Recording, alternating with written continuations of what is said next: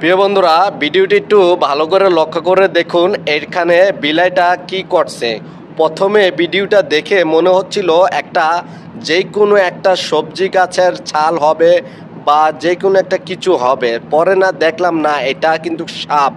তা সাপটা বিড়ালটা কিভাবে সাপটার সাথে খেলা করছে। আর বিড়াল কিন্তু আমাদের ঘরে যদি থাকে তাহলে সেই ঘরে কিন্তু কখনো সাপ বিচ্ছু পোকামাকড় ঢুকতে পারে না। তাই বিড়াল কিন্তু আমাদের অনেক কাজে আসে। তাই যাদের ঘরে বিড়াল থাকে বা বিড়াল আসা যাওয়া করে, কখনো বিড়ালদেরকে মারবেন না, কারণ যেই ঘরে যদি বিড়াল থাকে তাহলে সেই ঘর কিন্তু জিন পেতনি এবং কি কীরা মকরা পোকা পাকা থেকে সাপের থেকে কিন্তু সেই ঘর কিন্তু রক্ষা থাকে। তাই সবাই আমরা সতর্ক থাকি আর এসব সাপ যেন আমাদের আশেপাশে না থাকে।